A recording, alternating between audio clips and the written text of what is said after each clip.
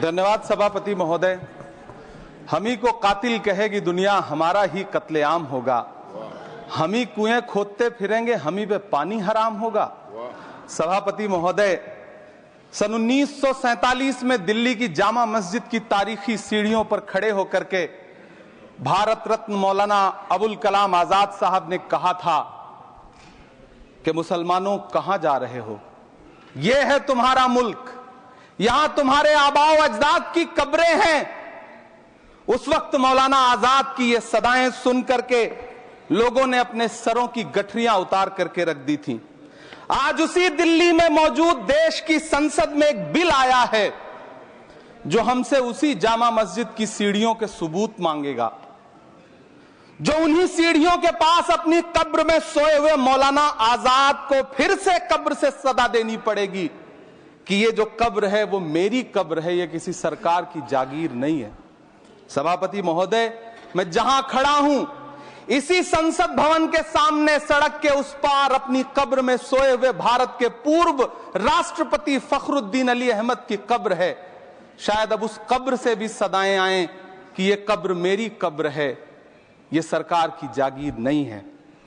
सभापति महोदय, मैं वक्फ कानूनों में किए जा रहे संविधान विरोधी बदलावों के खिलाफ बोलने के लिए खड़ा हुआ हूं। संविधान का आर्टिकल 14 हो, 29 हो, 30 हो, चीख चीख कर कहता है कि देश में सब बराबर के हकदार हैं। आर्टिकल 26 कहता है कि सबको अपने अपने मजहबी कामों के लिए मंदिर, मस्जिद, गिरजाघर, गुरुद्वारों का निर्माण करने का हक है और उसका रखरखाव का भी हक है। लेकिन डॉक्टर बाबा साहब अंबेडकर के संविधान को हर दिन कुचलने वाली ये सरकार देश के मुसलमानों से नफरत में इतनी अंधी हो गई है कि खुलेआम देश की संसद में देश सरकार के माइनॉरिटी मिनिस्टर साहब और होम मिनिस्टर साहब झूठ बोलते हैं और देश को गुमराह करते हैं, झूठ शब्द असत्य बोलते हैं। सरकार ने इस बिल का नाम उम्मीद रखा है। मंत्री जी कल से इसे देश के मुसलमानों के लिए नई उम्मीद बता रहे हैं। नहीं मंत्री जी, न तो यह बिल मुसलमानों के लिए नई उम्मीद है और न ही उम्मीद की नई किरण। सभापति महोदय, भाजपा ने पूरे देश में वक्फ के नाम पर कई सारे झूठ फैलाए हैं। आइए आज उनकी सच्चाई पर बात करते हैं। वक्फ ट्रिब्यूनल को ऐसे बताया जाता है जैसे वक्फ ट्रिब्यूनल कोई मजहबी खाप पंचायत हो। सभापति महोदय, जबकि सच्चाई यह है कि वक्फ ट्रिब्यूनल भी तो सरकारी न्यायिक विभाग है जिसमें सरकार द्वारा नियुक्त जज होते हैं, जिसमें प्रशासनिक अधिकारी होते हैं, कहीं ऊपर से थोड़ी आ गए। सभापति महोदय, देश के गृह मंत्री जी ने इसी सदन में कहा कि वक्फ ट्रिब्यूनल के फैसले के खिलाफ कोई कोर्ट नहीं जा सकता, जबकि सच यह है कि वक्फ एक्ट 1995 की धारा 83(9) के तहत हाई कोर्ट वक्फ ट्रिब्यूनल के फैसले की न सिर्फ समीक्षा कर सकता है बल्कि उसे बदल भी सकता है। सच तो यह है कि वक्फ बोर्ड खुद अपनी जमीनों के लिए कई सारी कोर्ट में मुकदमे लड़ रहा है। सभापति महोदय, दिल्ली की जिन 123 संपत्तियों को लेकर कल माइनॉरिटी मिनिस्टर, होम मिनिस्टर साहब और अभी आदरणीय नेता सदन बात कर रहे थे, आइए उनकी सच्चाइयों पे भी बात करते हैं। 1911 में जब अंग्रेजी हुकूमत ने कोलकाता के बजाय दिल्ली को राजधानी बनाने का फैसला किया तो रायसीना हिल्स के चारों तरफ जो मुसलमानों की ढेर सारी जमीनें थी उनको एक्वायर किया गया और लुटियन को इसकी तामीर की जिम्मेदारी सौंपी गई। सेंट्रल विस्टा की तरह लुटियन जोन का मेगा प्लान तैयार हुआ, लेकिन उस वक्त के मुसलमानों ने उस वक्त की अंग्रेजी हुकूमत से अपनी इबादत गाहों को बचाने के लिए लड़ाई लड़ी। मामला ब्रिटिश गवर्नमेंट तक पहुंचा। तब यह तय हुआ कि वो जो धार्मिक स्थल हैं उन्हें जस का तस रहने दिया जाएगा। इंडिया गेट के बगल वाली मस्जिद हो, जाब्तागंज, सुनहरी बाग मस्जिद हो, पार्लियामेंट रोड वाली मस्जिद हो, ऐसी 123 संपत्तियों के मैनेजमेंट के लिए 1913 में मुसलमान वक्फ वैलिडेशन एक्ट बना और उसके बाद एक नया शहर बसाया गया जिसे लुटियंस जोन का नाम दिया गया। फिर 1943-45 के बीच एक और समझौता हुआ आजादी से पहले उसके तहत काफी सारी वक्फ जायदादों को सुन्नी मजलिस औकाफ बनाकर उसके अंडर किया गया ताकि उसकी देखरेख की जा सके। गृह मंत्री जी 2 दिन से सदन में जो बात कह रहे हैं वो दरअसल 123 संपत्तियां उसी सुन्नी मजलिस औकाफ के तहत आती है। सभापति महोदय, आजाद भारत आजाद हुआ। आजादी के बाद भारत में 1954 में वक्फ एक्ट लागू हुआ, जिसकी धारा 9 के तहत 1964 में केंद्रीय वक्फ काउंसिल का गठन हुआ। दिल्ली की वही 123 प्रॉपर्टीज को 1970 में सर्वे गजट करके गजट नोटिफाई किया गया। इसके निपटारे के लिए पूर्व प्रधानमंत्री इंदिरा जी के द्वारा 1974 में एक बर्नी कमेटी बनाई गई। बर्नी कमेटी ने 1976 में इन 123 संपत्तियों को दिल्ली वक्फ बोर्ड की संपत्ति होने की रिपोर्ट सौंपी। उस रिपोर्ट के आधार पर 1984 में कांग्रेस सरकार ने उन 123 प्रॉपर्टीज को दिल्ली वक्फ बोर्ड को सौंपने का फैसला किया, जिसके खिलाफ विश्व हिंदू परिषद कोर्ट गई। मामला 2011 तक पेंडिंग रहा। फिर 2011 में कोर्ट ने सरकार को आदेशित किया कि इसका निपटारा करो। तब 2013 में तत्कालीन यूपीए सरकार ने दिल्ली की उन्हीं 123 जायदादों को बर्नी कमेटी की सिफारिशों के मुताबिक वक्फ बोर्ड के हवाले किया। यही वो प्रॉपर्टीज हैं जिनके नाम से गृह मंत्री जी कल से कांग्रेस को कोस रहे हैं। फिर आई 2014 में भाजपा की सरकार, जो तब से इन जमीनों को हड़पने की साजिश कर रही है।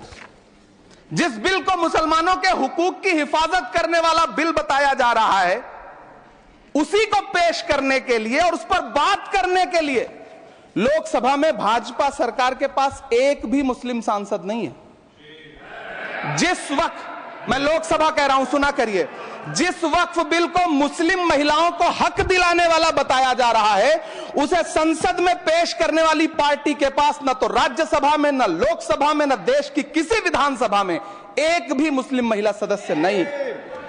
कल किरण रिजिजू जी कह रहे थे कि रेलवे की जमीनें देश की जमीनें हैं, डिफेंस की जमीनें देश की जमीनें हैं। हां मंत्री जी, हैं, बिल्कुल हैं। ये जो वक्फ की जमीनें हैं, ये हमारे पुरखों ने धार्मिक कामों के लिए डोनेट किया है। तो हम भी तो इसी देश के नागरिक हैं, हम भी तो इसी देश के बेटे हैं। तो वक्फ की जमीनें भी तो इसी देश की जमीनें हैं, उनको पराया क्यों बोलते हैं आप? सभापति महोदय, अशफाकुल्लाह खान जब फैजाबाद की जेल में फांसी के फंदे पर झूल रहे थे तो इसी देश की जमीन के लिए झूल रहे थे ना। सभापति महोदय, अंडमान की जेल में काला पानी की सजा काटकर अपनी जान देने वाले मौलाना फजले हक खैराबादी हो या शेर खान अफरीदी हो, वो भी तो इसी जमीन के लिए अपनी जान दे रहे थे ना।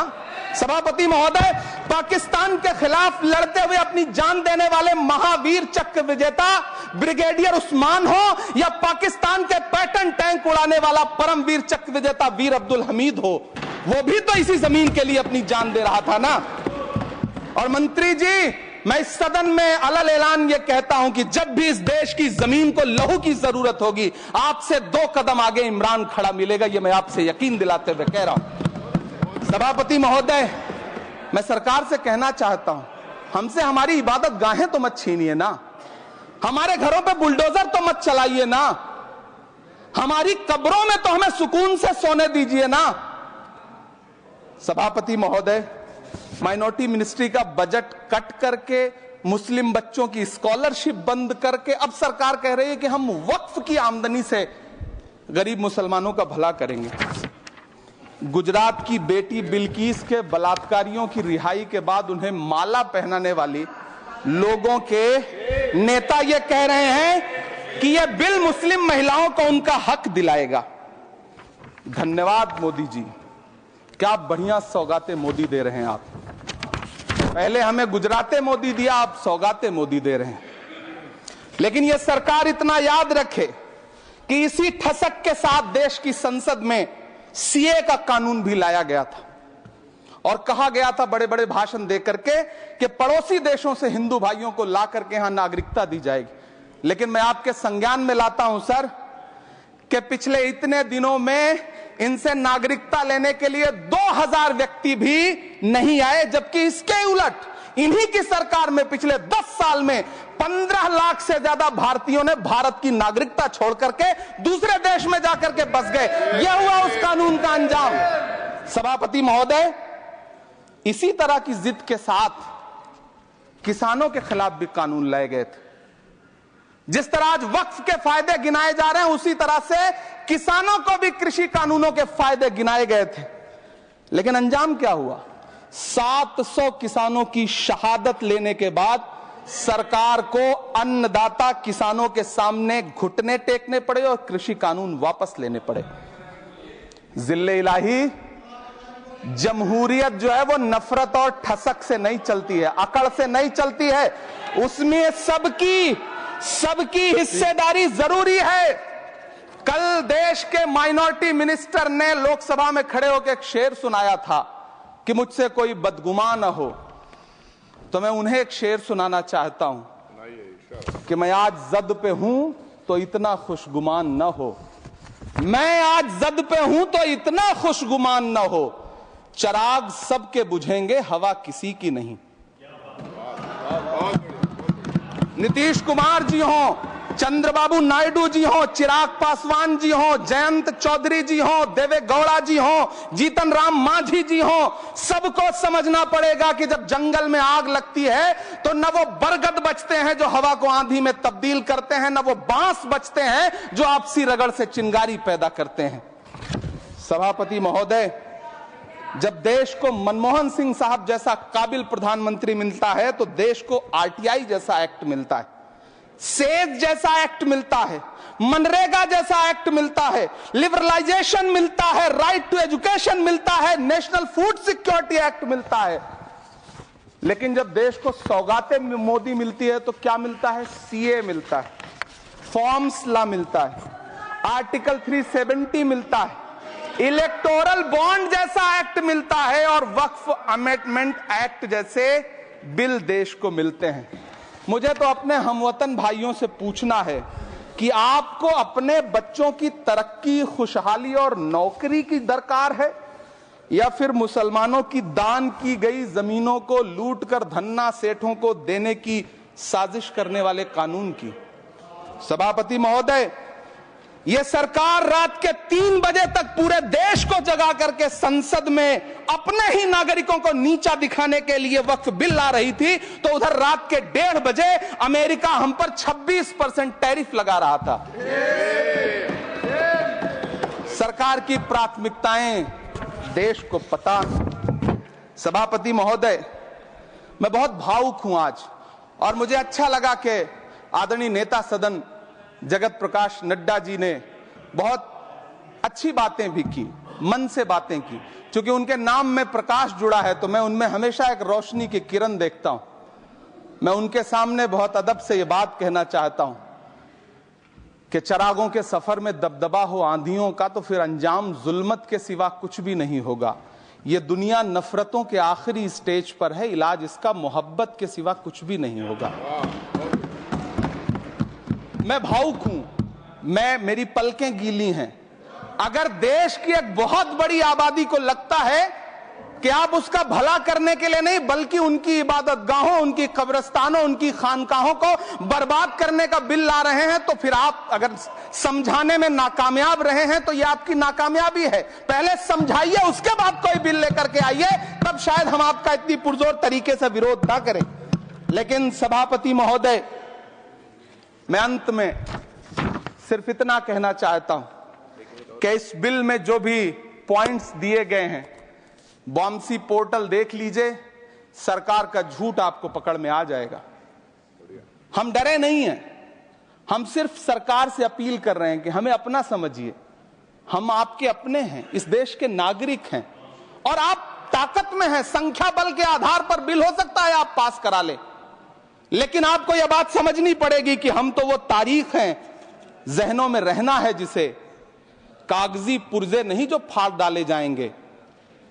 जिस जमीन पर मैं खड़ा हूं ये मेरी पहचान है। आप आंधी हैं तो क्या मुझको उड़ा ले जाएंगे? आपको यह बात समझनी पड़ेगी।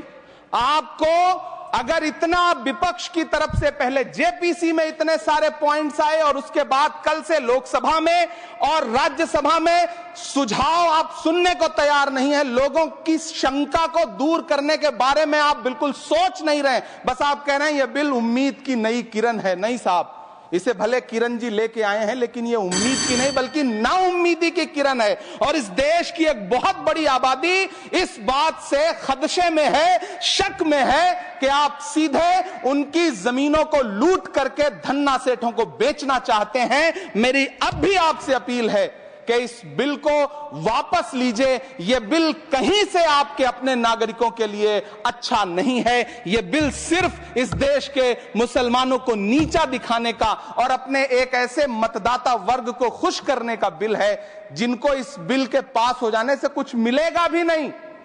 लेकिन आप एक नैरेटिव देना चाहते हैं, एक मैसेज देना चाहते हैं। मेरी आपसे अपील है कि कृपया ये जो सबका साथ सबका विकास का नारा है, इस नारे को रत्ती भर तो चरित्रार्थ कर दीजिए।